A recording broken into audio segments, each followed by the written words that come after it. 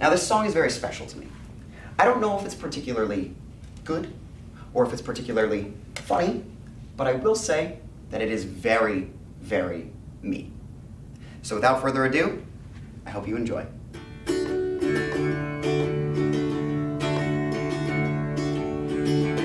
Flashback to a 12-year-old me, sitting on the couch watching SNL on my TV. I'd look up clips and the best I'd see was a man down by the river and a man named Matt Foley. Something changed that day, I felt it in my bones. With comedy, I'd never be alone. I'd watch all the clips of all of the greats, and when I'd go to bed, you would hear me say, I think it'd be rather gnarly if I could be just like Chris Farley. And I don't want to sound too moody, but I'd like to be like Kyle Mooney. And oh, what a lovely fellow is that guy Tim Meadows. And I think rather highly of John C. Reilly and all of my idols. I get my best sketch ideas from Bob Odenkirk. No matter how absurd the concept, it always seems to work. And my musical styling is like Bo Burnham stuff, even though sometimes the chords get kind of rough. Sorry. I think it'd be rather gnarly if I could be just like Chris Farley, and I get my witty retorts from Middleditch and Schwartz. And though it goes without saying, I look up to Matt Groening, and it'd be redundant to mention how much I love Jim Henson and all of my idols. We sat at this table and we talked for a little bit. Talked about how I want to go to the second city after this.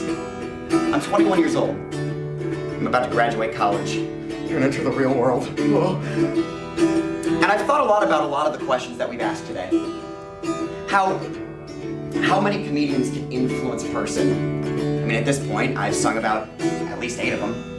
10? I don't know. But I wonder maybe, if those who have come before me have talked about their idols like I do.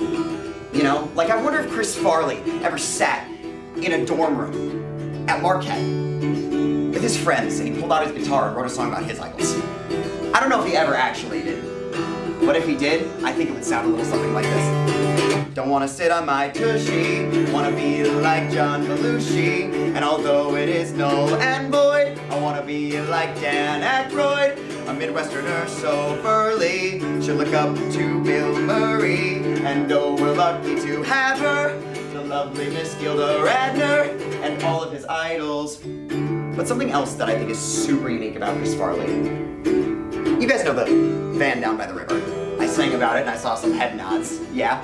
Did you know that sketch didn't debut on SNL? It started at the Second City. Bob Odenkirk wrote it.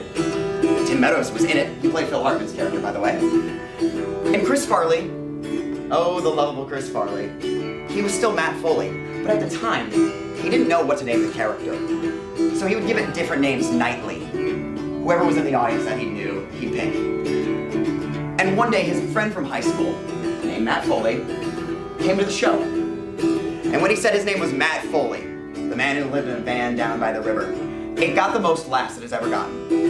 And for some reason, it's stuck since then. And the mannerisms for Matt Foley came from Chris Farley's old rugby coach here at Marquette.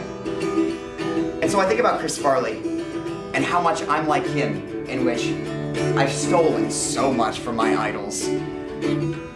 But something that was really unique about Farley is he never wanted to be the next Belushi or the next John Candy.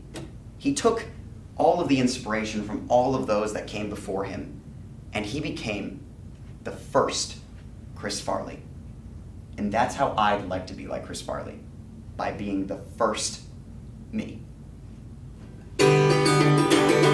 So although I think it'd be rather gnarly if I could be just like Chris Farley, you'll just have to wait and see.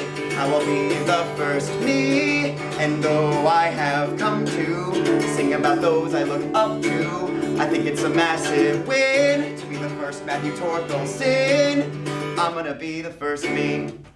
Thank you. Thank you very much. That is my act. I appreciate you listening. Thank you so much. Thank you.